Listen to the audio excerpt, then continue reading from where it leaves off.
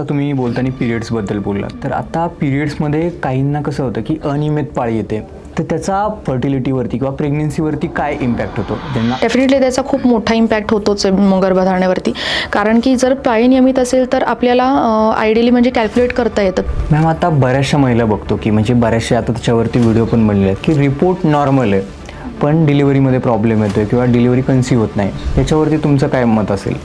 काहीतरी एक unknown reason असतं त्यामागे, म्हणजे कॉफीमुळे पण इनफर्टिलिटीचे हो चान्सेस वाढतात. मॅम, आता ते सोडून आपण आजकाल बघतो की बऱ्याचशा मुली काय करतात, सिगरेट हे घेतात किंवा अल्कोहोल घेतात, तर त्याचा इफेक्ट होतो का प्रेग्नन्सीवरती?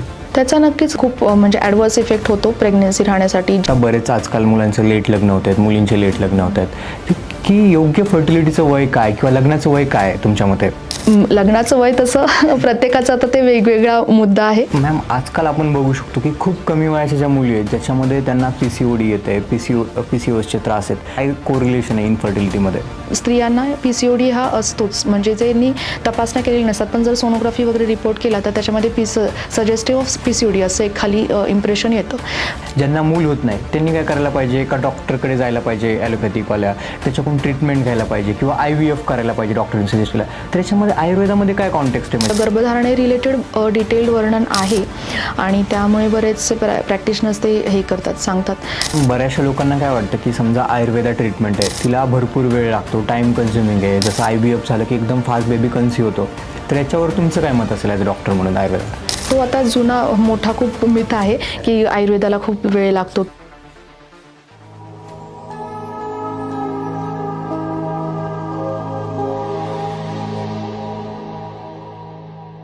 नमस्कार मंडळी, मराठी माणसाच्या विशेष पॉडकास्टमध्ये तुम्हा सर्वांचे सहर्ष स्वागत आहे. आपण बऱ्याचदा बघतो की महिलांच्या प्रॉब्लेमबद्दल कोणी फारसं बोलत नाही, पण आज आपल्यासोबत अशा स्पेशल गेस्ट आहेत डॉक्टर प्राजक्ता गणेशवाडी मॅम. तर मित्रांनो, आज मॅमसोबत आपण डिस्कस करणार आहोत की इनफर्टिलिटी आयुर्वेदानुसार काय आहे, आयुर्वेदामध्ये इनफर्टिलिटी रिलेटेड काय प्रॉब्लेम्स आहेत, किंवा IVF किंवा मॉडर्न जे ट्रीटमेंट्स वगैरे होतात त्याच्यामध्ये आयुर्वेदामध्ये काय लिहिलेलं आहे त्याबद्दल आज त्याच विषयावरती आपण मॅमसोबत चर्चा करणार आहोत. किंवा महिलांची लाईफस्टाईल काय असायला पाहिजे, अशा वेगळ्या विषयावरती मॅम सोबत चर्चा करणार आहोत. तुम्ही हा पॉडकास्ट लास्टपर्यंत नक्की पहा. तर मॅम, तुमचं सर्वप्रथम मराठी माणूस चॅनलवरती सहर्ष स्वागत आहे. नमस्कार, मला इथे आमंत्रित केल्याबद्दल धन्यवाद. येस मॅम, आमच्या ऑडियन्ससाठी ना सर्वात प्रथम तुमच्याबद्दलची थोडीशी माहिती द्या, तुमचं थोडं इंट्रोडक्शन, की तुमची ही जर्नी कशी होती किंवा आज तुम्ही एक फर्टिलिटी डॉक्टर आहात, तर त्याच्यामध्ये काय काय जर्नीमध्ये होतं तुमच्या, थोडंसं त्याबद्दलची माहिती द्या. नमस्कार, मी डॉक्टर प्राजक्ता सचिन गणेशवाडी. गेली 11 वर्ष कोल्हापूर येथे श्री सदामंगलम आयुर्वेदिक चिकित्सालय व पंचकर्म सेंटर मी चालवते आणि तिथे आम्ही मोर दॅन 100 सक्सेसफुल वंध्यत्व related treatment cases successfully treat केलेल्या आहेत. तर तिथे आम्ही पंचकर्म आणि आयुर्वेदाच्या साथीने बरेचसे कपल्सला ज्यांना IVF IUI करूनही गर्भधारणा राहिलेली नाही अशा कपल्सला नॅचरली पंचकर्म आणि आयुर्वेदिक उपचारांनी गर्भधारणेसाठी आम्ही मदत केलेली आहे. ओके, तर मॅम, आयुर्वेदानुसार इनफर्टिलिटी काय आहे आणि इनफर्टिलिटीचे लक्षणं काय असतात? वंध्यत्व किंवा इनफर्टिलिटी म्हणजे आपण म्हणू शकतो की एखादं जर कपल आहे तर त्यांना जर मॅरेज झाल्यापासून ते जर नॅचरली कन्सीव्ह करण्याचा प्रयत्न करतायत, नैसर्गिकरित्या त्यांना गर्भधारणा ठेवायची आहे, तर गेली ते 6 महिने जर ते गर्भनिरोधक कुठलंही हे वापरत नाही आहेत आणि तरीसुद्धा त्यांना गर्भ राहत नाही आहे, तर 6 महिने किंवा 1 वर्षापर्यंत, तर मग ते इनफर्टिलिटी किंवा वंध्यत्वामध्ये आपण कन्सिडर करावं लागतं. मग अशा वेळी तुम्हाला म्हणजे त्या कपलला लवकरात लवकर कुठल्याही स्पेशलिस्ट डॉक्टरकडे जाऊन तपासण्या करून आपल्या टेस्ट्स करून त्यांना का गर्भधारणा राहत नाही आहे हे शोधायला पाहिजे आणि लवकरात लवकर ट्रीटमेंट स्टार्ट करायला पाहिजे. मॅम, आता बऱ्याचशा महिला बघतो की म्हणजे बऱ्याचशा आता त्याच्यावरती व्हिडिओ पण बनले आहेत की रिपोर्ट नॉर्मल आहे पण डिलिव्हरीमध्ये प्रॉब्लेम येतोय किंवा डिलिव्हरी कन्सीव्ह होत नाही, त्याच्यावरती तुमचं काय मत असेल? ह्याला अनएक्सप्लेन्ड इन्फर्टिलिटी असं म्हणतात. म्हणजे आपल्याला वरून पण बऱ्याचसा सध्या म्हणजे शरीरात काही दोष दिसत नाहीत, पण सगळ्या तपासण्या वगैरे केल्या तर त्याच्यामध्ये पण बऱ्यापैकी सगळं नॉर्मल असतं, पण काहीतरी एक अननोन रिझन असतं त्यामागे, ते आपणही सांगू शकत नाही कारण की ते आपल्याला फिजिकली ते दिसत नाही. पण अशावेळी आम्ही पेशंटची नाडी वगैरे चेक करतो आणि त्यांची शरीरशुद्धी करून घेतो पंचकर्माच्या सहाय्याने. तर त्यांचे जर सगळे 3ही दोष जर वात पित्त कफ बॅलन्स झाले पंचकर्मनी आणि काही गर्भाशयाच्या ठिकाणी काही प्रोसिजर्स असतात जसं की उत्तर बस्ती, योनी धावन, योनी पिचू वगैरे, ते आम्ही करतो प्रोसिजर्स आणि त्याच्यानंतर मग त्यांना नैसर्गिक गर्भधारणा राहते.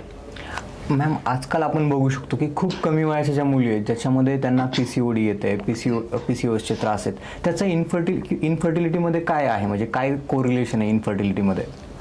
सध्याच्या युगामध्ये आपण म्हणू शकतो की PCOD आणि PCOS हे खूप इम्पॉर्टंट असा सब्जेक्ट झालेला आहे आणि बऱ्याचशा म्हणजे 100%पैकी 80 ते 90% स्त्रियांना PCOD हा असतोच, म्हणजे ज्यांनी तपासण्या केलेल्या नसतात, पण जर सोनोग्राफी वगैरे रिपोर्ट केला तर त्याच्यामध्ये सजेस्टिव्ह ऑफ PCOD असं एक खाली इम्प्रेशन येतं.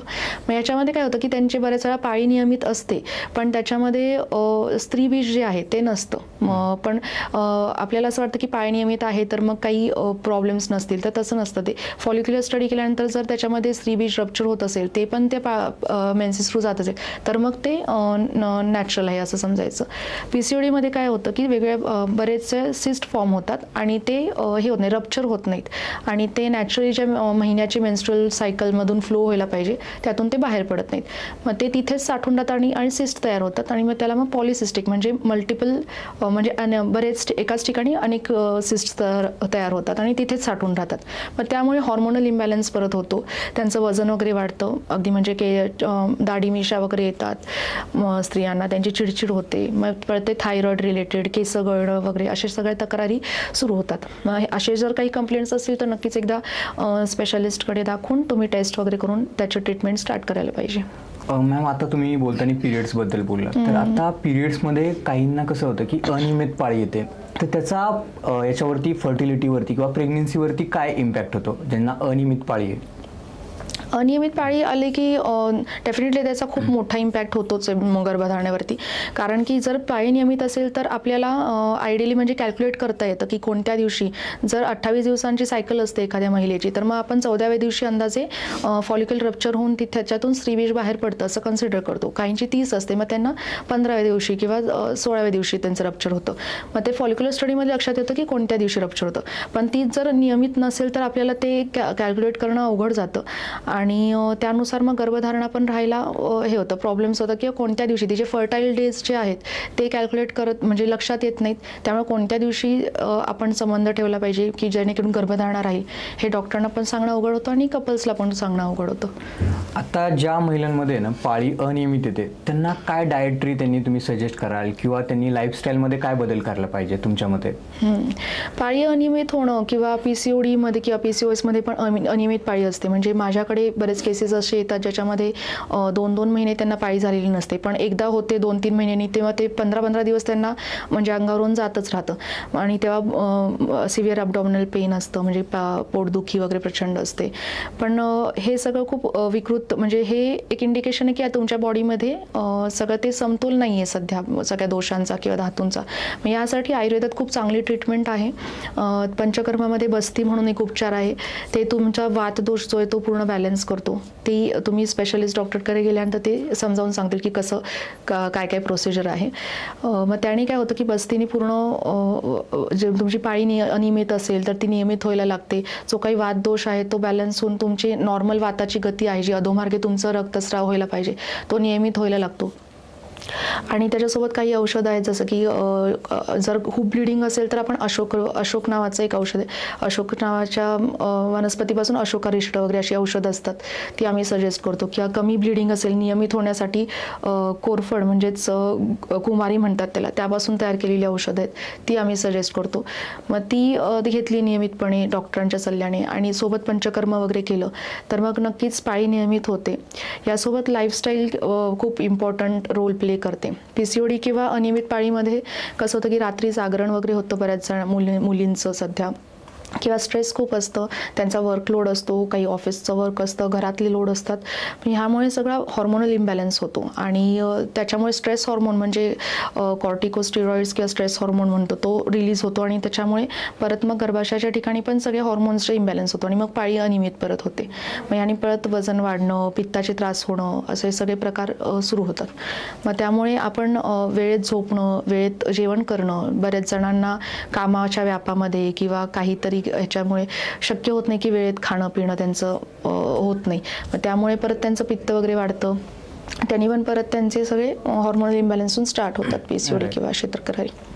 आता मॅम बघितलं ना, म्हणजे मॉडर्न मेडिसिनमध्ये आपण बघतो की IVF आहे, IUI आहे, अशा बऱ्याचशा ट्रीटमेंट आहेत. आणि आयुर्वेदामध्ये इन्फर्टिलिटीमध्ये आता लोकांना काय वाटतं की बाबा ज्यांना मूल होत नाही त्यांनी काय करायला पाहिजे, का डॉक्टरकडे जायला पाहिजे ॲलोपॅथिकवाल्या, त्याच्याकडून ट्रीटमेंट घ्यायला पाहिजे किंवा IVF करायला पाहिजे डॉक्टरने सजेस्ट केलं. त्याच्यामध्ये आयुर्वेदामध्ये काय कॉन्टेक्स्ट आहे, म्हणजे इन्फर्टिलिटीबद्दल किंवा त्याच्याबद्दल असं लोकांना जागरूकता काय करणार तुम्ही? वंध्यत्वामध्ये इन्फर्टिलिटीबद्दल आयुर्वेदात फारच डिटेल किंवा गर्भधारणे रिलेटेड डिटेल्ड वर्णन आहे आणि त्यामुळे बरेचसे प्रॅक्टिशनर्स ते हे करतात, सांगतात. तर ऋतू, क्षेत्र, अंबुबीज हे 4 घटक सांगितलेले आहेत आयुर्वेद. गर्भस्यात अंकुरयता म्हणजे गर्भधारणा राहण्यासाठी ऋतू, क्षेत्र, अंबू आणि बीज हे 4 घटक खूप इम्पॉर्टंट असतात. मग त्यामध्ये ऋतू म्हणजे आपल्या सीझन वाईज आपण विचार करू शकतो.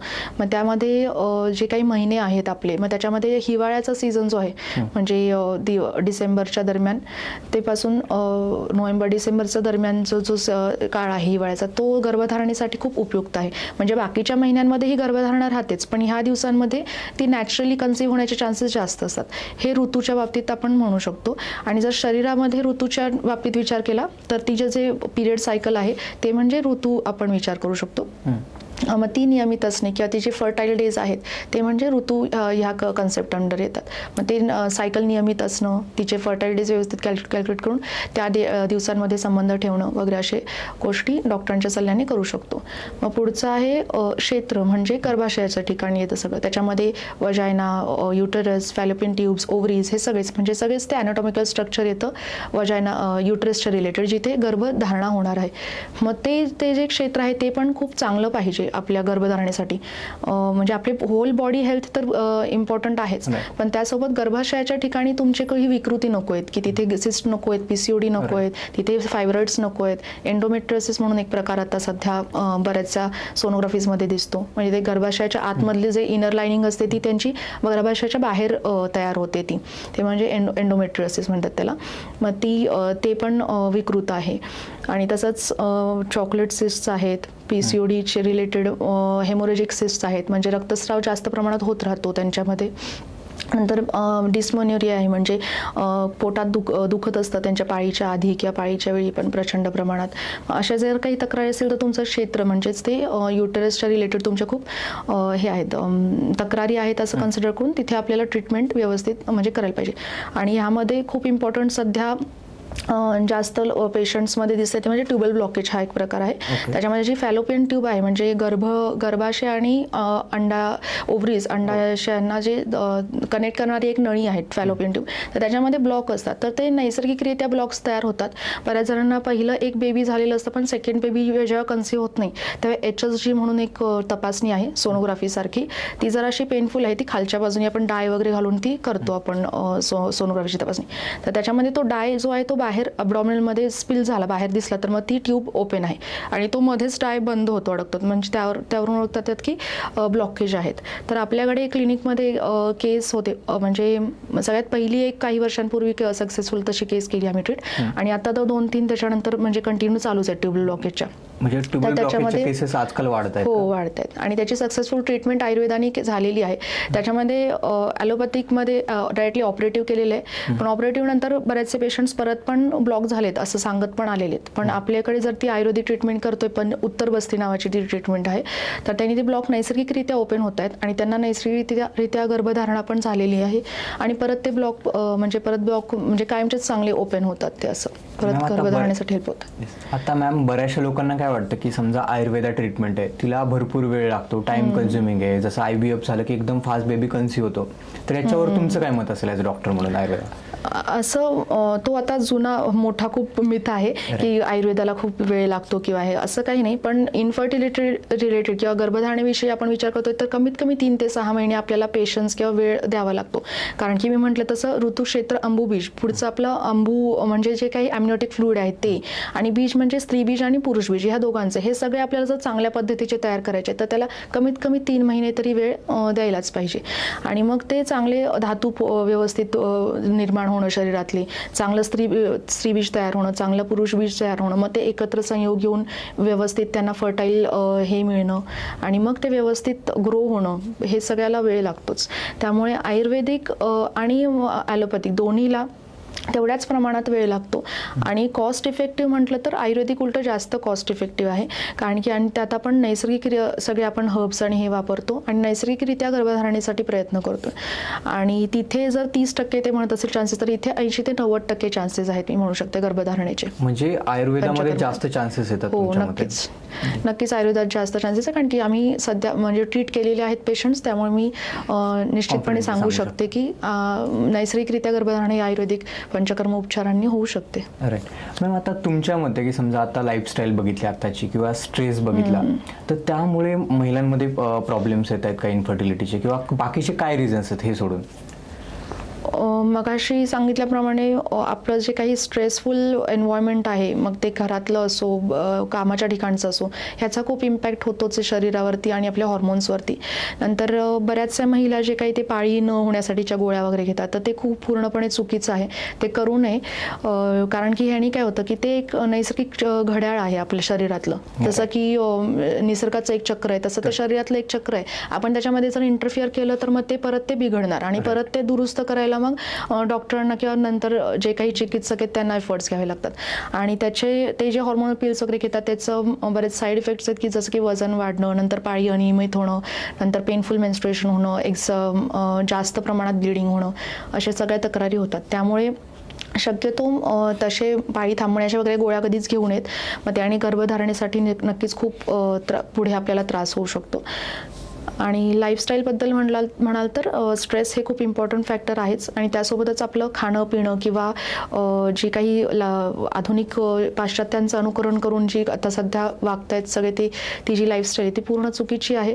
आयुर्वेदात शक्यतो ब्राह्ममुहूर्तावर उठायला सांगितलं आहे, म्हणजे सूर्योदयाच्या आधी 45 मिनिटं. तर ते सगळ्यांनाच पॉसिबल नाही, पण ॲटलिस्ट सूर्योदयाच्या वेळी किंवा जेवढं शक्य होईल तेवढं लवकर उठणं, आणि त्याच्यानंतर लगेच व्यायाम वगैरे नियमित करणं, नियमित सकाळचं आपला जो काही ब्रेकफास्ट आहे त्याच्यावर तो प्रोटीनयुक्त असणं, फायबर्सयुक्त असणं, असं करायला पाहिजे. किंवा एखादं चहा कॉफी डिरेक्टली सकाळी उठल्या न पिता एखादं गरम पाणी किंवा त्याच्यामध्ये लिंबू पाणी असं नॅचरल हे घेणं हे खूप फायद्याचं ठरतं. कॉफीमुळे खूप वंध्यत्वाचे हे वाढतात, केसेस वाढतात. त्यामुळे कॉफी सकाळी उपाशी पोटी निश्चितच घेतली नाही पाहिजे. म्हणजे कॉफीमुळे पण इन्फर्टिलिटीचे चान्सेस वाढतात. मॅम, आता ते सोडून आपण आजकाल बघतो की बऱ्याचशा मुली काय करतात, सिगरेट हे घेतात किंवा अल्कोहोल घेतात, तर त्याचा इफेक्ट होतो का प्रेग्नन्सीवरती? त्याचा नक्कीच खूप म्हणजे ॲडव्हर्स इफेक्ट होतो प्रेग्नन्सी राहण्यासाठी. जे काही व्यसनं जी आहेत ती पहिला काळ असा होता की फक्त पुरुष लोक करायची, पण आता सर्रास स्त्रिया पण सगळं ते करतात. स्मोकिंग, ड्रिंकिंग वगैरे ते खूप चुकीचं आहे, कारण की ते आपल्या शरीराला हानिकारक आहेच आणि त्याचे लगेच इफेक्ट नाही दिसत आपल्याला. कालांतराने त्याचं इफेक्ट हे इन्फर्टिलिटीमध्ये वगैरे दिसू शकतं. बरेचसे जे ड्रिंक्स घेणारे पेशंट्स आहेत त्यांना, मेल पेशंट्स, यांच्यामध्ये स्पर्म काउंट, स्पर्म मोटिलिटी कमी झालेली दिसून येते. स्त्रियांमध्ये गर्भधारणं, गर्भपात होणं वगैरे असं दिसून येतं. त्यामुळे शक्यतो ते अवॉइड करायला पाहिजे. जर तुम्ही प्रेग्नन्सीसाठी विचार करत असाल तर ते तुम्ही अवॉइड करायला पाहिजे. आणखी एक महत्त्वाचा मुद्दा आठवला, तो म्हणजे केसांची पण ट्रीटमेंट बरेच जण घेतात. तर त्याच्यामध्ये मिनोडॉक्झिल किंवा असे काही औषधं आहेत, त्याचा ॲडव्हर्स इफेक्ट ह्याच्यावरती होतो, म्हणजे गर्भधारणेसाठी पण होतो. म्हणजे ते घेत असाल तर पुढचे 6 महिने गर्भधारणा होत नाही, मिनोडॉक्झिलचे टॅबलेट्स वगैरे घेत असतील तर. म्हणजे असे पण आहेत. मायनॉक्सिडिल वगैरे यूज करतात, तर त्याचा डायरेक्टली इम्पॅक्ट आपल्या फर्टिलिटीवरती होतो. हो, लोकल स्प्रेचा एवढा होत नाही, पण काही टॅबलेट्स फॉर्ममधले वगैरे जे आहेत मेडिसिन्स, ते जर पुरुष लोक म्हणजे मेल पार्टनर्स घेत असतील तर मग त्यांचं स्पर्म काउंट किंवा स्पर्म मोटिलिटी कमी होते, आणि त्यामुळे ते जर घेत असतील तर हिस्ट्रीमध्ये आम्ही विचारतो, मग ते शक्यतो आम्ही बंद करायला सांगतो. मग पुढे 6 महिन्यांनी आम्ही मग नंतर गर्भधारणेसाठी त्यांना हे करतो, ट्रीटमेंट देतो. राईट मॅम, आता सगळ्यात महत्त्वाचं म्हणजे की आता बरेच आजकाल मुलांचं लेट लग्न होत आहेत, मुलींचे लेट लग्न होत आहेत, की योग्य फर्टिलिटीचं वय काय किंवा लग्नाचं वय काय तुमच्या मते? लग्नाचं वय तसं प्रत्येकाचा आता ते वेगवेगळा मुद्दा आहे, पण सध्या कसं आपलं करिअर ओरिएंटेड दोघं पण आहेत आणि वेल सेटल्ड झाल्याशिवाय तो विचार करतच नाहीत की आपणच सेटल नाही तर आपल्याला आपण संगोपन कसं करणार मुलांचं. पण मेन म्हणजे लग्नाचंच वय उशिरा होत चालले, त्यामुळे मग ते लग्न झाल्यानंतर पण लगेच 1-2 वर्षात एक परत गॅप घेतात की विचार करतात कपल, त्याच्यानंतर मग कन्सीव्ह करण्याचा प्रयत्न करतात. मग ते फार ॲक्च्युली नैसर्गिक आपल्या ह्याच्यामध्ये ते बसतच नाही, फारच डिलेड होत चालले. त्याच्यानंतर 30 नंतर वगैरे जर गर्भधारणा राहते तर डाऊन सिंड्रोम किंवा बरेचसे जेनेटिक आजार वगैरे होतात, पण ते अनएव्हिटेबली आता सध्या सगळेच नॅचरल कपल्स 30 नंतरच मोस्टली हे करतात. म्हणजे जेवढं शक्य होईल तेवढं लवकरात लवकर लग्न करून लवकरच आपण बेबीसाठी प्लॅन करणं कधीही योग्य आहे. पण नसेलच तर इमिजिएटली लगेचच विचार करायला पाहिजे. आपण तसं डिटॉक्स करायला पाहिजे शरीराचं पंचकर्मणी वगैरे, आणि जेवढं लवकर शक्य होईल तेवढं करावं. म्हणजे 40-35च्या आतच तुम्ही गर्भधारणेसाठी प्रयत्न करायला पाहिजेत.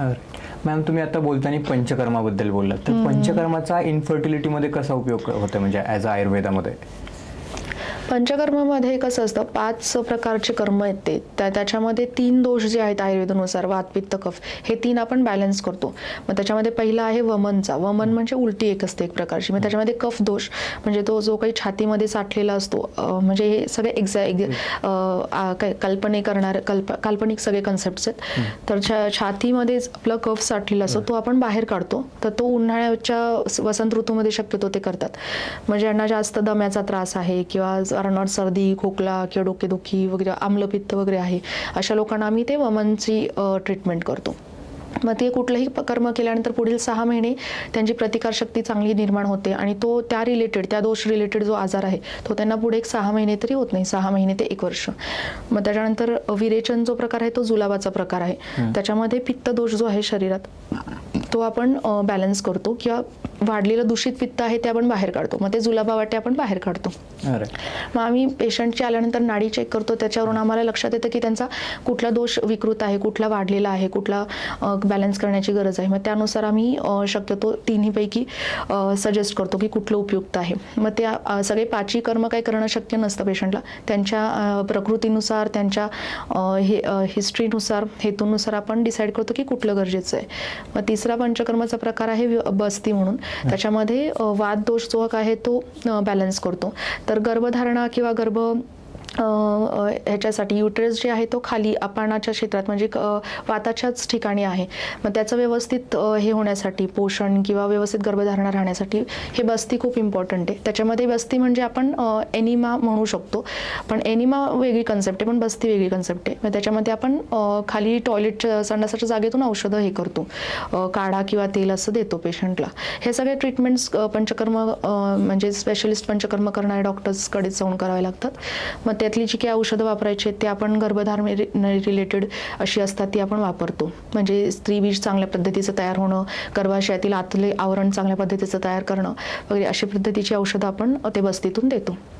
आणि दुसरं, जर तुम्हाला त्वचा विकार असतील कुठले किंवा कुठले जॉईंट पेन असतील तर मग रक्तमोक्षण म्हणजे ब्लड लेटिंग करायचं असतं. म्हणजे थोडक्यात ब्लड डोनेशन जे करतात तशा पद्धतीचंच इथे आपण जळू किंवा लीच लावतो. ते एखाद्या तुम्हाला स्पेसिफिक जॉईंटवर किंवा एखाद्या ठिकाणी असेल तर मग तशी करतो, नाहीतर मग सिरिंजनी डिरेक्टली व्हेन थ्रू हे करतो आपण रक्तमोक्षण. म्हणजे दूषित रक्त शक्यतो शरीरातलं बाहेर काढतो. तर ज्यांना पित्ताच्या गांधी वगैरे उठतात अशा लोकांना किंवा त्वचा विकार ज्यांना आहेत त्यांना हे रक्तमोक्षण म्हणून 4था प्रकार जो आहे तो उपयुक्त ठरतो. आणि शेवटचा 5वा जो आहे पंचकर्मातला प्रकार तो नस्य आहे. त्याच्यामध्ये नाकातून औषध घालतो आपण पेशंटला. तर नस्य आणि मध्ये काय होतं, नासा ही शीर्षोद्वारम असं सांगितलेलं आहे आयुर्वेदात.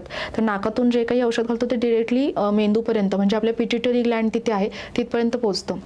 मग इन्फर्टिलिटीमध्ये काय होतं, आम्ही ओव्युलेशन चांगलं होण्यासाठी HPO ॲक्सिस असं सांगितलेलं आहे. म्हणजे पिट्युटरी, थायरॉइड, पिट्युटरी आणि हे ओव्हरी ॲक्सिस असं TPO ॲक्सिस मध्ये म्हणजे थायरॉइड, पिट्युटरी ग्लँड आणि ओव्हरी ह्या तिन्हीचा असा एक संबंध आहे. म्हणजे एक जर हॉर्मोन बॅलन्स कमी झाला तर दुसरा जास्त होतो असं. त्यामुळे हे तिन्हीचं हे मेंटेन करायचं असेल तर मग नाकातून आम्ही औषधी तेलाचं हे करतो, नस्य करतो. मग त्यांनी त्यांचं ओव्युलेशन म्हणजे जे काही स्त्री बीज फुटणार आहे ते व्यवस्थित त्या तारखेला फुटतं, रप्चर होऊन ते व्यवस्थित ओव्युलेशन होतं आणि गर्भधारणेसाठी फायदा होतो. आणि मेंटल स्ट्रेस वगैरे पण कमी होतो याच्यामध्ये नस्यमध्ये. मॅम, आता तुमच्याकडे काही अशी एखादी केस आहे का ज्यांनी ऑलरेडी IVF केलं होतं किंवा बऱ्याचशा मॉडर्न मेडिसिनच्या ट्रीटमेंट केल्या होत्या पण त्यांना आयुर्वेदाचा गुणकारी ठरलं किंवा त्यांना बेबी कन्सीव्ह होण्यासाठी हेल्प झाली? अशा बऱ्याच केसेस आहेत, पण त्यातल्या अगदी खूप अशा म्हणजे लक्षात राहिलेल्या मी सांगेन इथे. तर एक मुंबईचं कपल होतं आणि त्यांना आमचे एक दुसरे एक फ्रेंड होते, ते ज्योतिष बघायचे पत्रिका वगैरे. मग त्यांनी ते पत्रिका म्हणजे ते पत्रिकेचं पण एक हेल्प असायचं आणि आमचं पण पत्रिकेने सांगितलं की तुम्हाला मूल होणार आहे आणि त्यांना अजून झालं नव्हतं. मग त्यांनी आमच्याकडे पाठवलं ट्रीटमेंटसाठी. मग आम्ही पंचकर्म वगैरे सगळे ट्रीटमेंट्स केले आणि सोबत त्यांना ते मुंबईला असल्यामुळे आम्ही त्यांना कुरिअरने वगैरे औषधं पाठवली किंवा मग तिथे लोकल त्यांच्या घराजवळ असणाऱ्या पंचकर्म सेंटरमध्ये त्यांनी आमच्या गायडन्स अंडर पंचकर्म वगैरे करून घेतलं आणि त्यांना नॅचरली कन्सीव्ह झालं एक 3 महिन्यातच. आणि नंतर मग ते हॅपीली त्यांनी आम्हाला सांगितलं की असं असं झालंय. आणि दुसरी एक केस होती ती पण मुंबईचीच होती, पण राहायला कोल्हापूर जवळच्या गावात होती. त्यामुळे तिला पण आम्ही गर्भधारणा नॅचरली राहत नव्हती बरीच, तिला तर 12 वर्ष झाले होते मला वाटते लग्नाला. आणि मग तिला पण आम्ही 3 प्रकारचे वमन, विरेचन, बस्ती अशी 3 पंचकर्म केली. आणि टॉर्च टेस्ट पण पॉझिटिव्ह होती तिची. मग टॉर्चसाठी त्याच्या आपण टॅबलेट्स वगैरे दिल्या, तिला मेडिसिन्स. आणि ट्युबल ब्लॉकेज म्हणून जो प्रकार आपण मगाशी हे केला एक्सप्लेन केला, तर त्यामुळे तिचे ब्लॉक पण होते. तर मग उत्तर बस्ती म्हणून जी ट्रीटमेंट आहे त्याच्यामध्ये गर्भाशयात औषध घालतो आपण, ती एक प्रोसिजर केली आणि त्याच्यानंतर तिला नॅचरली कन्सीव्ह झालं. मॅम टॉर्च टेस्ट काय असते नक्की? म्हणजे टॉर्च म्हणजे 5 प्रकारचे हे आहेत व्हायरसेस आहेत, तर ते आपल्याला ब्लड टेस्टमध्येच लक्षात येतं. बऱ्याच वेळा गर्भधारणा होत नाही किंवा गर्भपात होतो, तर मग ती टेस्ट केल्यानंतर लक्षात येतं की ते पॉझिटिव्ह आहे. म्हणजे एखादा वेगळा विषाणू जो आहे तो गर्भाला राहू देत नाही, तिथे गर्भधारणा होऊ देत नाही, तो मग त्यामुळे गर्भपात होतो. मग ती म्हणजे ते हे करावे लागतात त्याचे मेडिसिन्स. ॲलोपॅथिकमध्ये त्यासाठी मेडिसिन्स नाहीत, ॲलोपॅथिक डॉक्टर्स पण आयुर्वेदिकच हे देतात टॅबलेट्स त्याच्यासाठी. मग काही औषधांचे कॉम्बिनेशन आहेत टॅबलेट फॉर्ममध्ये, कॅप्सूल फॉर्ममध्ये, ते देतो. एक 6 महिने 3 महिने ते घेतले की मग पॉझिटिव्ह रिपोर्ट, निगेटिव्ह येतो आणि मग गर्भधारणा राहण्यास मदत होते. ओके मॅम, आपण आता बऱ्याचशा महिलांमध्ये बघतो की पिरियड्सच्या दरम्यान त्यांचा काही महिलांमध्ये रक्तस्राव खूप जास्त असतो, काही महिलांमध्ये कमी असतो. तर याचा काही प्रेग्नन्सीवरती इफेक्ट होतो?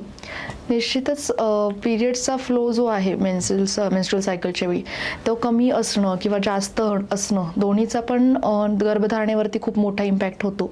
तर बऱ्याचशा स्त्रियांमध्ये खूप कमी मेन्स्ट्रुअल फ्लो असतो की त्यांची हे होते, पाळीची तारीख तर असते पण त्यांना अगदी स्पॉटिंग असतं किंवा दिवसाला फक्त एखादं पॅडच वापरावं लागतं. तर अशा केसेसमध्ये त्यांचं HB कमी असणं किंवा त्यांना खूप थकवा आलेला असतो, गळून गेल्यासारखं वाटतं, काहीच अंगात ताकद नसते. तर ह्याच्यामध्ये रसधातुक्षय आपण म्हणतो आयुर्वेदानुसार, तर ह्याच्यामध्ये त्यांना रसधातूचं जे आहे ते प्रीणन करणं म्हणजे त्याच्यासाठी वेगळी औषधं आहेत ती आम्ही देतो.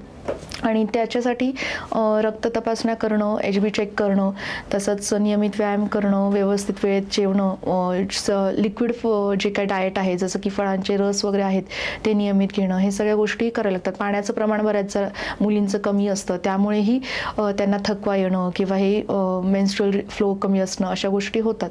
आणि त्याच्यामध्ये मेन्स्ट्रुअल फ्लो चांगल्या पद्धतीचा म्हणजे नॉर्मल फ्लो येणं अशासाठीची चांगली औषधं आहेत आयुर्वेदामध्ये, जसं की कुमारी आहे, शतावरी आहे, अश्वगंधा आहे, हे सगळे आपण दिले नियमित घेतले तर मग पेशंटला नक्कीच त्याचा फायदा होतो. त्यासोबत जर जास्त प्रमाणात रक्तस्राव असेल तर तो रक्तस्राव थांबण्यासाठीची अशी औषधं आहेत, जसं की अशोकारिष्ट आहे, अशोक म्हणून एक वनस्पती आहे, त्याचे हे आम्ही देतो. त्याच्यापासून तयार केलेलं अरिष्ट म्हणजे काढा फॉर्ममध्ये एक औषध असतं, ते पेशंटला आम्ही देतो. मग त्यांनी ते नियमित घेतलं तर 2-3 महिन्यांमध्ये त्यांची पाळी फ्लो जो आहे तो हेवी मेन्स्ट्रुएशनपासून नॉर्मल मेन्स्ट्रुएशन होतं त्यांचं. तसेच पोटदुखी वगैरे असते तर अशा पेशंट्समध्ये पण आपण पोटाच्या ठिकाणी वेगळ्या पद्धतीचा लेप लावायला सांगतो. नंतर नाभी पुरण जे आहे आपण बेबीमध्ये औषधी तेल वगैरे सांगतो हे करायला लावायला, मग त्यांनी पण त्यांचे मेन्स्ट्रुअल क्रॅम्स जे आहेत, पेन्स जे आहेत ते कमी होतात.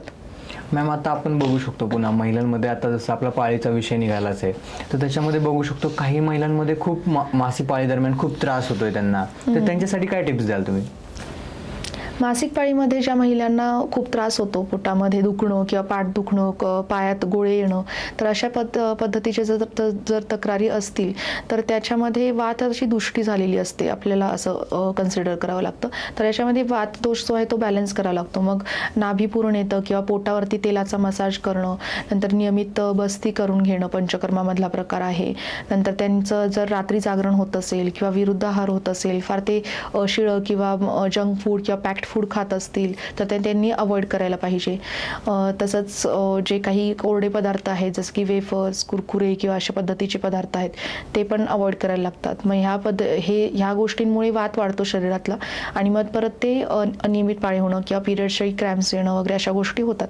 हे बऱ्याच वेळा अनुवांशिक पण दिसतं, पण असं बऱ्याच मुलींना किंवा महिलांना वाटतं की पाळीच्या वेळी पोटात दुखणं हे नॉर्मल गोष्ट आहे, पण ती नॉर्मल गोष्ट नाही आहे. तर तसं होत असेल तर तुम्ही लवकरच डॉक्टरांचा सल्ला घेऊन ती पोटदुखी तुम्ही कमी करायला पाहिजे. आणि आयुर्वेदात त्यासाठी चांगले उपचार आहेत आणि ते नक्कीच तुम्ही त्याचा विचार करायला पाहिजे. राईट. म्हणजे आता समजा तुम्ही आता बोलताना विरुद्ध आहाराबद्दल बोललात, तर असे कोणते विरुद्ध आहार आहेत की जे प्रेग्नेन्सी दरम्यान अवॉइड करायला पाहिजे किंवा जे फर्टिलिटी रिलेटेड प्रॉब्लेम्स आहेत ज्या लोकांना, त्यांनी कोणते फळं अवॉइड करायला पाहिजे किंवा कोणता विरुद्ध आहार टाळायला पाहिजे? ज्यांना वंध्यत्वाचा त्रास आहे किंवा फर्टिलिटीचे प्रॉब्लेम्स आहेत तर त्यांनी ही फळं नक्कीच अवॉइड करायला पाहिजे. ते सगळ्यात पहिला ते पपई येते त्याच्यामध्ये, कारण की पपई ही खूप उष्ण असते आणि त्याच्यामुळे जर नैसर्गिक गर्भधारणा राहण्यास जर राहिली असेल तर गर्भपात होण्याची शक्यता असते जास्त. त्यामुळे पपई खाणं, जर गर्भधारणेसाठी विचार करत असाल तर पपई खाणं टाळा त्या दिवसांमध्ये. आणि दुसरं म्हणजे अननस पण खूप उष्ण असतं आणि ते गर्भधारणा नैसर्गिकरित्या राहत नाही जर अननस खाल्लं गेलं तर त्या दिवसांमध्ये. तर त्यामुळे पपई आणि अननस हे 2 फळांमध्ये तुम्ही अवॉइड करायला पाहिजे. आणि दही आम्ही सांगतो की शक्यतो रात्रीच्या वेळी खायचं नाही आहे. आणि विरुद्ध आहारामध्ये बरेच हे आहेत जसं की गरम आणि थंड पदार्थ एकत्र खाणं किंवा सध्याचे सगळे ते चायनीज किंवा बटर चिकन वगैरे असे पदार्थ आहेत जे सगळे उष्ण, गरम आणि थंड असे पण असतात किंवा वीर्यविरुद्ध असतात. असे पदार्थ शक्यतो अवॉइड करायला पाहिजेत. म्हणजे स्ट्रीट फूड वगैरे किंवा बाहेरचं आपण जे खातो त्या गोष्टी अवॉइड करायला पाहिजे. हां, ते पण येतात जंक फूडमध्ये किंवा ह्याच्यामध्ये विरुद्ध आहारामध्ये. मॅम, आता ज्या महिलांना पीसीओडीचा किंवा पीसीओएसचा त्रास आहे त्यांच्यासाठी काय उपाय आहे, म्हणजे नैसर्गिक उपाय किंवा घरगुती उपाय त्यांनी काय करायला पाहिजे? ज्यांना ऑलरेडी झालेला आहे तर त्यांनी स्वतःची काळजी कशी घ्यायला पाहिजे? पीसीओडी हा जो हे आहे आजार आहे तो पूर्णपणे लाईफस्टाईल डिसऑर्डर आहे. त्यामुळे त्याच्यासाठी तुम्ही औषधं जर तुम्ही घेत असाल तर ती चांगलीच गोष्ट आहे. आयुर्वेदिक औषधं त्याच्यामध्ये खूप चांगल्या पद्धतीने काम करतात, पण औषधासोबतच तुमचं लाईफस्टाईल हे तुम्ही व्यवस्थित हे करायला पाहिजे, मॅनेज करायला पाहिजे. जसं की थायरॉइड आणि डायबिटीज किंवा BP आहे, हे कसे लाईफस्टाईल डिसऑर्डर्स आहेत, त्यासोबतच पीसीओडी हा महिलांमध्ये कॉमन आढळणारा हा आजार आहे. तर त्याच्यामध्ये कसं होतं की एकतर वेट गेन जास्त असतं बऱ्याचशा पीसीओडीच्या पेशंट्समध्ये. मग त्यामुळे वेट लॉस करणं हा त्यांचा मेन हे पाहिजे, मोटिव्ह पाहिजे. तर वेट लॉसमध्ये तुम्ही मग पूर्ण फॅट्स असलेले पदार्थ कमी करणं किंवा लेट नाईट खाणं बंद करणं किंवा मील पोषण कमी करणं, फक्त चपाती भाजी आणि भात खात असाल तर भात कमी करणं, फक्त चपाती भाजी एक वेळ खाणं, एक वेळ भात खाणं, अशा पद्धतीने तुम्ही पोषण कंट्रोल केलं. त्याच्यासोबत हेवी ब्रेकफास्ट आणि मील्स थोडे कमी किंवा भाजके अन्न खाणं किंवा आठवड्यातून 1-2 दिवस उपवास करणं.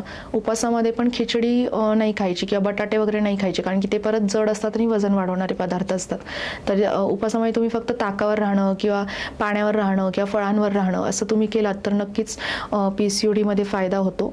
आणि आम्ही सांगतो की शक्यतो पांढरे पदार्थ आम्ही पीसीओडीमध्ये कमी करा. त्याच्यामध्ये दुधाचे पदार्थ येतात, दही येतं, नंतर मीठ येतं, हे सगळे तुम्ही, आणि साखर महत्त्वाचं म्हणजे, कारण की साखरेमुळे खूप वजन वाढतं आणि ते कॅल्शियम पण कमी करतं.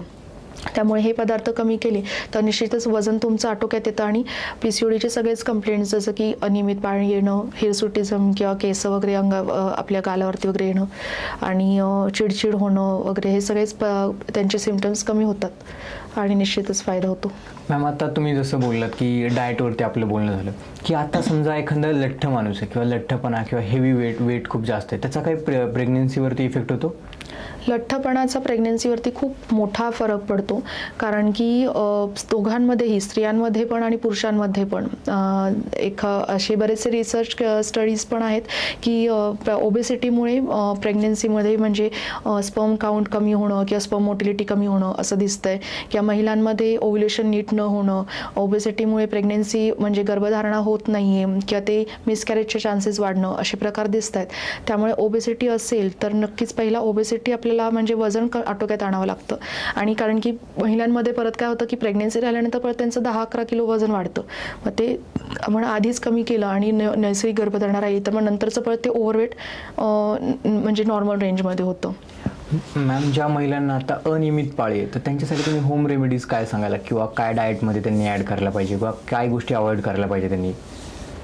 अनियमित पाळीचे कसं आहे, होम रेमेडीज फारच कमी आहेत. एकतर हा गायनेकोलॉजिकल इश्यू असल्यामुळे तुम्ही स्पेशलिस्ट डॉक्टर्सला भेटणं, एकतर आयुर्वेदिक किंवा ॲलोपॅथिक कुणाकडेही व्यवस्थित ट्रीटमेंट घेणं फर्स्ट सजेस्टिव्ह असेल.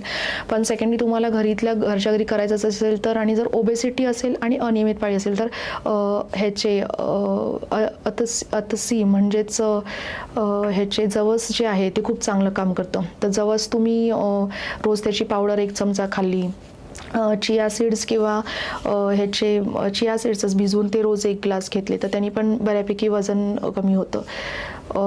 नियमित नंतर कोरफडीचा पण फायदा होतो. सकाळी उठल्या उठल्या 1 चमचा कोरफडीचा गर खाणं, किंवा कुमारी आसव म्हणून त्यापासून तयार केलेलं औषध आहे ते घेतलं तर नियमित पाळी होते. पण ते अनियमित पाळी का आहे ते आपल्याला शोधून काढायला पाहिजे. मग ते जर तुमच्या लाईफस्टाईलमुळे असेल, नियमित तुमचं हे असेल, खाणं पिणं रेग्युलर केलं, स्ट्रेस कमी केला, नियमित झोप वगैरे पूर्ण घेतली तर ती होऊ शकते. पण ते सोडून जर दुसरी कारणं असतील तर ते तपासण्या किंवा करून मग ते चेक करायला पाहिजे. मॅम, आजकाल आपण बघू शकतो, आता तुम्ही बोलताना पण स्ट्रेसबद्दल बघितलं. आता प्रत्येक महिलेला कसं असतं की स्वतःचं घर हँडल करायचं आहे, ऑफिसचं काम हँडल करायचं आहे, बराचसा स्ट्रेस असतो. तर स्ट्रेसचा प्रेग्नन्सीवरती काय इम्पॅक्ट होतो? स्ट्रेसचा प्रेग्नन्सीवरती खूप मोठा इम्पॅक्ट होतो आहे. कारण की आजचं जे लाईफस्टाईल आहे ते खूपच धावपळीचं युग आहे, आणि याच्यामध्ये पुरुषांपेक्षा मी म्हणेन की स्त्रियांवरती जास्त स्ट्रेस आहे किंवा वर्कलोड आहे. कारण की अजूनही बऱ्याचशा ठिकाणी स्त्रियांना बाहेरच्या ठिकाणी कामाच्या ठिकाणी पण वर्कलोड असतो आणि घरात आल्यानंतर घरातला पण असतो. त्यामुळे ते दोन्ही पण त्यांचं मॅनेज करता करता त्यांची तारांबळ उडते. आणि मग अशा जर ह्या स्ट्रेसफुल एन्व्हायरमेंटमध्ये परत त्यांनी गर्भधारणाचा विचार करतायत, आणि जर ती गर्भधारणा राहत नाही आहे तर ह्याचाही स्ट्रेस त्यांना परत येतो. त्यामुळे हे सगळंच ते विशियस सायकल आहे. म्हणजे ते एक हे गोष्ट होत नाही आहे तर ह्याचं स्ट्रेस त्याचं स्ट्रेस असतं, ते परत परत वाढत जातं. मग ह्याला जस्ट मेडिटेशन करणं, प्राणायाम, ओंकार करणं, नंतर थोडंसं आपण लेट इट गो करणं. काही गोष्टी आपल्या हातात नसतात, की आपण जास्त विचार करत राहतो, समोरचा काहीतरी बोलला, आपल्या मनात सारखं विचार येत राहतात तसे. पण ते शक्यतो निगेटिव्ह थिंकिंग किंवा हे आपण काढलं पाहिजे. कारण की कुठलेही आजार किंवा हे आयुर्वेदानुसार मनावरती खूप इम्पॅक्ट करतात, किंवा आपले जे काही आपण विचार करतो किंवा त्यानुसार आपल्या शरीरात हॉर्मोन्स पण हे होतात, सिक्रेट होतात. त्यामुळे स्ट्रेस जर जास्त वाढला तर तसे स्ट्रेस रिलेटेड हॉर्मोन्स वाढतात, आणि त्यामुळे मग परत ते हार्मोन इम्बॅलन्स होऊन परत गर्भधारणेसाठी प्रॉब्लेम्स येतात. आता आपण महिलांच्या हेल्थ रिलेटेड बघतो, तर आता बऱ्याच महिलांना कसं असतं की सेक्स दरम्यान खूप जास्त त्रास होतो. ते काय कारण असू शकतं आणि कसं अवॉइड करायला पाहिजे त्यांनी? बऱ्याचशा कपल्समध्ये हा प्रॉब्लेम येतो, आणि बरेचसे क्लिनिकमध्ये माझ्या पण पेशंट येतात कपल्समध्ये की गर्भधारणा तर हवी आहे, पण या कुठल्या तरी एका पार्टनरला खूप त्रास होतो. मोस्टली स्त्रियांमध्ये ते वजायनल ड्रायनेस असतो खूप, त्यामुळे त्यांना फार दुखतं वगैरे. त्यामुळे ते संबंध ठेवताना ते ठेवू देत नाहीत, किंवा ते तशा पद्धतीने व्यवस्थित होत नाहीत. तर मग अशा पद्धतीमध्ये अशा केसेसमध्ये आपल्याला व्यवस्थित तपासण्या वगैरे करून घ्यायला पाहिजेत. त्यांच्यामध्ये जर गर्भाशयाच्या ठिकाणी काही विकृती असतील, काही फायब्रॉइड सिस्ट असतील तर ही दुखू शकतं आणि असे त्रास होऊ शकतात. जर कोरडेपणा असेल आपल्या योनी भागामध्ये तर मग तिथे योनी पिचू म्हणून एक प्रकार आहे. म्हणजे औषधी तेलात आपण कापसाचा बोळा असतो तो भिजवतो आणि त्याचा एक पिचू तयार करतो आणि तो तिथे ठेवत असतो. मग ते योनी पिचूची एक ट्रीटमेंट करता येऊ शकते. पण तेच तपासण्या करून मग त्याच्यानंतर ते जे काही कॉज आहे त्यांच्या पेनफुल ह्याचा संबंध ठेवणाऱ्या पेन्सचा त्याचं ते रूल आउट करून त्यानुसार ट्रीटमेंट करायला पाहिजे. मॅम, तुम्ही बोलताना ना कॉफीबद्दल बोलला होता की कॉफीमुळे पण इन्फर्टिलिटी होते, तर त्याचं काय रिझन आहे किंवा काय त्याच्या मागे सायंटिफिक किंवा आयुर्वेदिक काय आहे? आपण सध्या बघतोय की कॉफी खूपच जास्त प्रमाणात सेवन करतात बऱ्याचशा महिला किंवा पुरुष दोघेही. तर हे यामुळे काय होतं की शरीरात कॅफेनचं प्रमाण जास्त प्रमाणात वाढतं. मग कॅफेन वाढल्यानंतर वंध्यत्वावरती म्हणजे इन्फर्टिलिटीवरती त्याचा इम्पॅक्ट खूप होतोय. तर मेल पेशंट्समध्ये यामध्ये जे जास्त प्रमाणात कॉफी सेवन करतायत त्यांच्यामध्ये लो स्पर्म काउंट किंवा स्पर्म मोटिलिटी कमी होणं अशा पद्धतीचे गोष्टी आढळून येत आहेत. तसेच स्त्रियांमध्ये डिलेड हे होणं, प्रेग्नेन्सी होणं किंवा मिसकॅरेजेसचं प्रमाण वाढणं. कारण की कॉफी जी आहे ती उष्ण आहे आणि त्याच्यामुळे शरीरात उष्णता किंवा पित्त दोष जो आहे तो वाढून मिसकॅरेजचे होण्याचे चान्सेस वाढत आहेत. तसेच प्रेग्नेन्सी गर्भधारणा राहत नाही. यामुळे अशा केसेस आपल्याला आढळून येतात.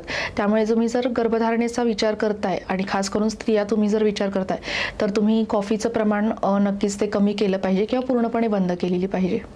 मॅम, आता बघितलं असेल की लाईफस्टाईलमुळे काय होतं की बऱ्याचशा महिला लेट झोपत आहेत किंवा फक्त 2-3 तासाची झोप आहे, 4 तासाची झोप आहे. झोपेचा आणि प्रेग्नेन्सीचं काय की त्याचा काय इम्पॅक्ट होतो प्रेग्नेन्सीवरती? हो, झोपेचा तर नक्कीच खूप मोठा इम्पॅक्ट होतो. कारण की आयुर्वेदात असं सांगितले की झोप जी आहे ते 3 उपस्तंभ आहेत शरीराचे, आपल्या आयुष्याचे. त्याच्यामध्ये झोप हा एक आहे, आहार, निद्रा आणि ब्रह्मचर्य असे 3 उपस्तंभ सांगितलेले आहेत. तर त्यातल्या निद्रा म्हणजे झोप ही खूप महत्त्वाची आहे. आणि जर पूर्ण निद्रा म्हणजे झोप पूर्ण झाली नाही तर दुसरा दिवस आपला थोडासा असा स्लगिश जातो किंवा कंटाळवाणा जातो. आपल्याला काही व्यवस्थित इव्हन पोट पण साफ होत नाही दुसऱ्या दिवशी, आपण ऑब्झर्व करतो. तर झोप पूर्ण होणं हे खूप महत्त्वाचं आहे. यामध्ये आपल्या शरीराची रेज्युनेशन म्हणजे सगळ्या सेल्स जे आहेत ते परत चांगल्या पद्धतीने आपल्या कार्यान्वित होतात झोप पूर्ण झाल्यानंतर. आणि तसेच आपले हॉर्मोन्स सगळे बॅलन्समध्ये राहतात, तिन्ही दोष आपले बॅलन्समध्ये राहतात. आणि दुसरा दिवस जो आहे तो परत उत्साहपूर्वक असा आपल्याला हवा असेल तर आधीची रात्रीची झोप खूप व्यवस्थित त्या वेळेत घेणं महत्त्वाचे आहे. आपण आता बघतो की बरेचसे आपला स्क्रीन टाईम वाढलेला आहे. पुरुष किंवा स्त्रिया दोघांमध्येही घरी आले की संध्याकाळी लगेच ते टी व्ही समोर किंवा मोबाईल हातात त्यांच्या असतोच. आणि मग त्याच्यानंतर काही वेब सिरीज वगैरे बघत आपण बसतो. मग त्याच्यामध्ये कधी 12, 1, 2, 3 वाजतात किंवा पहाटेचे पण झोपणारे काही असे व्यक्ती आहेत. तर ह्याच्यामुळे काय होतं की शरीरातलं वात आणि पित्त दोन्ही वाढतं जर आपण एवढ्या उशिरा झोपतोय तर.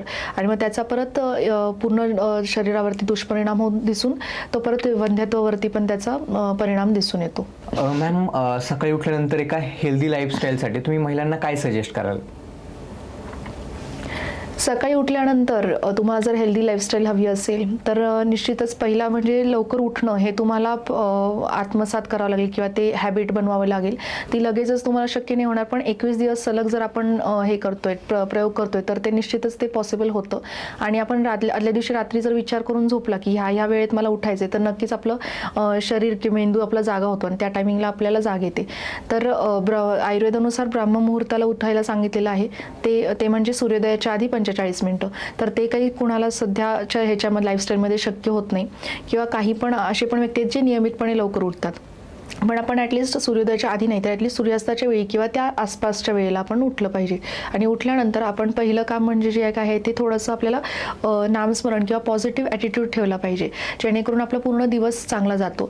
आणि जर तुम्ही गर्भधारणेचा विचार करत असाल तर आपण रोज असं प्रार्थना केली पाहिजे की मला लवकरात लवकर गर्भधारणा होणार आहे, एक चांगलं छान बाळ मला माझ्या पदरात आता पडणार आहे. असं जर आपण मेंटली जर आपण हे करतोय, मोटिवेट करतोय स्वतःला, तर मग त्याचा खूप इम्पॅक्ट होतो शरीरावरती. चांगले पॉझिटिव्ह हॉर्मोन्स निर्माण होतात शरीरामध्ये. एक सिरोटोनिन किंवा ऑक्सिटोसिन असे जे काही फील गुड हॉर्मोन्स आहेत ते चांगले हे होतात, श्रवण होतात. आणि सकाळचा आपला दिवस जर म्हणजे सकाळचा तो काही ठराविक सेकंड्स आहेत ते मिनटं पण आपली जरी छान गेली तर पूर्ण दिवस आपला चांगला जातो. अशा पद्धतीने पॉझिटिव्ह ॲटिट्यूड किंवा ग्रॅटिट्यूड फिलिंग जे आहे, थँकफुलनेस किंवा आपण जे काही कुठली ते देवता आहे आपली त्यांचं नामस्मरण करणं आणि या निसर्गाचे आभार मानणं आणि आपल्याला जे काही मॅनिफेस्टेशन्स आहेत किंवा आपल्याला जे काही इच्छा आहे ती व्यक्त करणं, ती आपल्याला निश्चितच त्याचा लाभ होतो. आणि ते सुरू केल्यानंतर तुमची आयुर्वेदानुसार दिनचर्या बरीचशी अशी विस्तृतपणे सांगितलेली आहे की लगेचच आपण शौचाला गेलं पाहिजे, पूर्ण आपले मलमूत्र चांगल्या पद्धतीने विसर्जित केले पाहिजेत, त्याच्यानंतर ब्रश केलं पाहिजे. आणि मग त्याच्यानंतर मग भूक लागली असेल तर काहीतरी तुम्ही चहा कॉफी डिरेक्टली कुठलंही लिक्विड, ते पण असं कॅफेन किंवा टी नसलेलं पण गरम पाणी पिलं पाहिजे. आणि मग व्यायाम केला पाहिजे, अंगाला तेलाचा मसाज वगैरे सांगितलेला आहे आयुर्वेदात. आणि मग व्यायाम सांगितलेला आहे, तर नियमित व्यायाम केला पाहिजे. तर व्यायाम म्हणजे फक्त जिमला जाणं असं नाही आहे. तर सध्याची पिढी फक्त जिमला जाते म्हणजे ते म्हणजे व्यायाम, पण तो मस्क्युलर व्यायाम होतो. आपली जी इनर स्ट्रेंथ जी आहे ती नाही बिल्ड होत त्याच्यामध्ये. एखाद्या फार जिमला नियमित जाणाऱ्या व्यक्तीला आणि योगासन नियमित करणाऱ्या व्यक्तीमध्ये जर कम्पेअर केलं तर ज्यांना वजन वगैरे म्हणजे स्ट्रेंथफुल जे काम आहे, वजन वगैरे उचलण्याचं किंवा ताकदीचं जे काम आहे ते योगा करणारे व्यक्ती जास्त चांगल्या पद्धतीने करू शकतो, असं आपण हे करू शकतो. कम्पेअर केलं तर लक्षात येतं. तर त्यामुळे फक्त मसल बिल्डिंग्स जे आहे ते जिममध्ये होतं. पण फक्त त्याच्यावरती फोकस न करता पूर्ण आपल्या सार्वदेहिक आणि मानसिक आणि मनाचा आणि शरीराचा विचार किंवा समतोल जो आहे तो योगाने साध्य होतो. तर तो तुम्ही शक्यतो योगा किंवा वॉकिंग आहे किंवा सायकलिंग आहे किंवा तुम्हाला स्विमिंगची आवड असेल तर स्विमिंग किंवा गार्डनिंगची आवड असेल तर गार्डनिंग, तुमची जी काही हॉबी आहे, जे काही तुमचं मन ज्याच्यामध्ये रमतं अशा पद्धतीने स्वतःसाठी एखादा तास, अर्धा एक तास तुम्ही वेळ द्यायला पाहिजे. मग तो सकाळी किंवा संध्याकाळी तुमच्या ह्याच्यानुसार देऊ शकता. मग ते तुम्ही लाईफस्टाईलमध्ये हे चेंजेस करायला पाहिजेत. मॅम, आता आपण बरंच बघू शकतो की बऱ्याचशा महिलांमध्ये मिसकॅरेज होते, मिसकॅरेजचं खूप प्रमाण वाढले, तर त्यांना तुम्ही काय सजेस्ट कराल? मिसकॅरेजेसचे बरेचसे केसेस क्लिनिकमध्ये येतात माझ्या पण, आणि मी त्यांची नाडी जेव्हा तपासते तेव्हा लक्षात येतं की त्यांचे पित्त दोष जो आहे तो खूप वाढलेला होता, किंवा त्यांना बरेचसे जुने आजार होऊन गेलेले असतात, त्याच्यामध्ये टायफॉइड असतो किंवा चिकनगुनिया वगैरे असे होऊन गेलेले असतात, ज्याच्यामध्ये त्यांचं पित्त किंवा शरीरात विषाणू पित्ताची दृष्टी झालेली असते आणि ते उष्णता शरीरात राहिलेली असते, तर ती बाहेर पडत नाही लवकर. आणि जेव्हा ते टायफॉइड किंवा तसे ताप येतात तेव्हा ते ताप कमी करणारी औषधं तेव्हा घेतलेली असतात आणि ते शरीरात पित्त तसंच कोंडून राहतं. मग ते अशा पद्धतीने जेव्हा गर्भधारणाचा वेळ येते तर तेव्हा ते गर्भधारणेमार्फत ते बाहेर पडतं ते. तर मग अशा व्यक्तींना शक्यतो मेडिसिन्स आहेत, थंड अशी औषधं आहेत ती आम्ही देतो, आणि तसेच विरेचन म्हणून एक प्रकार आहे पंचकर्मचा, तो करून घेतो. आणि उत्तरबस्ती म्हणून एक प्रकार आहे गर्भाशयाच्या ठिकाणी, ती प्रोसिजरही करतो. यामुळे त्यांना फायदा दिसून येतो. मिसकॅरेज निश्चितच आयुर्वेदिक पंचकर्म ट्रीटमेंटनी हे क्युअर होतात. ओके मॅम, आता आपण गर्भसंस्काराबद्दल थोडंसं बोलूया की गर्भसंस्कार कधी करायला पाहिजे महिलांनी? जेव्हा आपण गर्भाधान किंवा गर्भसंस्कार सांगितलेले तर तुम्ही जेव्हा इच्छा ठेवता मनात, जेव्हा एक कपल विचार करतंय तर त्या दिवसापासूनच ते गर्भसंस्काराची सुरुवात होते. की बरेचसे मंत्र वगैरे सांगितलेले आहेत किंवा पॉझिटिव्ह ॲटिट्यूड सांगितलेला आहे, दोघांनीही ठेवला पाहिजे. आणि सात्विक मनाने सात्विक आहार घेतला पाहिजे. सत्व रज तमाचे 3 गुण आहेत आणि त्यातलं सात्विक पदार्थ ते जेवण जे आहे ते गर्भधारणेच्या वेळी तुम्ही खाल्लं गेलं पाहिजे. तामसिक जे आहे ते म्हणजे झोप येणारे असे पदार्थ असतात, फार जड पदार्थ असतात, आणि राजसिकमध्ये फार तिखट पदार्थ असतात.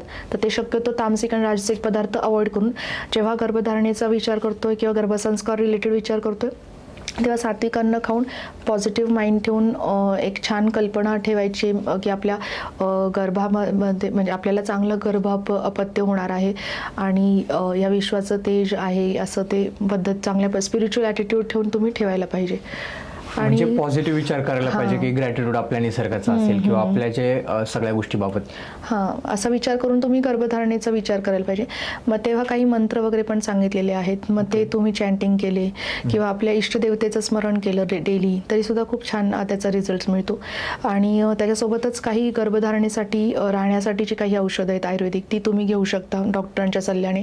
नंतर राहण्याच्या आधी तुम्ही पूर्ण शरीराचं डिटॉक्स म्हणजे पूर्ण पंचकर्म, स्त्री पार्टनर आणि male partner, male and female दोघंही, आई वडील जे आहेत ज्यांना इच्छा आहे बाळ होण्याची त्या दोघांनी स्वतःची शरीरशुद्धी करून घ्यायला पाहिजे पंचकर्मने. आणि मग ते जे काही स्त्री बीज चांगल्या क्वालिटीचं तयार होतं, मग पुरुष बीज पण चांगल्या क्वालिटीचं तयार होतं, मग त्यांना नॅचरली ते कन्सिव्ह होऊन इझिली गर्भधारणा होते. मॅम, आता आपण बघू शकतो की काहींचं खूप लेट लग्न झाले, समजा काहींचं 35 वर्षाला लग्न झाले, 40 वर्षाला झाले, किंवा काहींना खूप वर्ष झाले, समजा 10 वर्ष झालं बेबीज कन्सिव्ह होत नाहीत. अशा महिलांमध्ये काय प्रॉब्लेम असतो एक्झॅक्टली? आता सध्या आपण बघतो की असे बरेच केसेस आहेत की फार डिलेड त्यांचं हे होतं आहे, प्रेग्नेन्सीचं एज जे आहे खूप लेट ते येतात आपल्याकडे आणि गर्भधारणा राहत नाही, त्यांचं एज खूप वाढलेलं आहे. तर ते असं हे घेऊन येतात आमच्याकडे नाही का क्लिनिकमध्ये येतात पेशंट की आमचं तर वय वाढलेलं आहे तर गर्भधारणा राहू शकेल का, असे त्यांचे कॉमन क्वेश्चन्स असतात, प्रश्न असतात. आम्ही सांगतो की निश्चितपणे राहू शकतं. आयुर्वेदिक तुम्ही जर उपचार घेतले आणि तुम्ही जर तसं मनामध्ये तुमची इच्छा ठेवली तर निश्चितच जरी सुद्धा वय असेल वाढलेलं तरी सुद्धा होऊ शकते. कारण की असे सक्सेसफुल केसेस आहेत की ज्यांना 40च्या आसपास असलेल्या महिला त्यांना नॅचरली गर्भधारणा राहिलेली आहे. त्याच्यामध्ये आपण AMH नावाची एक टेस्ट असते, ब्लड टेस्ट, ते म्हणजे अँटी मुलेरियन हॉर्मोन असतो, तो हॉर्मोनचा एक प्रकार आहे. तर तो आपण चेक करतो. तर ज्यांचे एज जास्त आहे 30-35 40च्या महिला आहेत त्यांच्यामध्ये AMH लो झालेलं बऱ्याच जणांना बऱ्याच केसेसमध्ये आढळून येतं. तर ते म्हणजे ओव्हरीजचं आहे, जे काही स्त्री बीज आहे त्यांचं ते किती राहिलेले आहेत शरीरामध्ये हे ते कॅल्क्युलेट सिलेक्ट केलेलं असतं. तर बऱ्याच केसेसमध्ये ते कमी होतं, वयानुसार असंही ते कमीच होतं जातं. पण आपल्याला त्यावरून अंदाज येतो की किती चान्सेस आहेत गर्भधारणेचे. जर खूप लो एमएच असेल तर गर्भधारणेचे चान्सेस कमी होतात. पण आयुर्वेदामध्ये असेही मिरॅक्युलस किंवा सक्सेसफुल केसेस आहेत की ज्यांचं लो एमएच आहे पण तरीसुद्धा त्यांना सक्सेसफुल गर्भधारणा राहिलेली आहे आणि त्यांनी पंचकर्म आयुर्वेदिक उपचार नियमितपणे घेतलेले आहेत आणि नैसर्गिकरित्या गर्भधारणा राहिलेली आहे. किंवा असे पण केसेस आहेत की सेकंडरी इन्फर्टिलिटी म्हणतात, म्हणजे पहिलं मूल होतं त्यांना नॅचरली, पण दुसऱ्या मुलाच्या वेळी 10-12 वर्ष गॅप जातो आणि दुसरं मूल लवकर होत नाही. पण तेव्हा लो एमएच वगैरे पण प्रॉब्लेम्स येतात किंवा तेव्हा PCOD किंवा ओबेसिटी असे प्रॉब्लेम्स असतात. मग तेव्हा परत आपण पंचकर्म किंवा आयुर्वेदिक औषधांच्या सहाय्याने निश्चितच गर्भधारणा राहते त्यांना. मॅम, आता बऱ्याच जणांना आहे ना डायजेशन रिलेटेड खूप इश्यूज असतात, म्हणजे लाईफस्टाईलमुळे पण डायजेशन होतात किंवा काय ते फूड जे कन्झ्युम करतात, तर डायजेशनचा प्रेग्नन्सीवरती काय इम्पॅक्ट आहे? डायजेशनचा निश्चितच खूप मोठा इम्पॅक्ट होतो प्रेग्नन्सीवरती.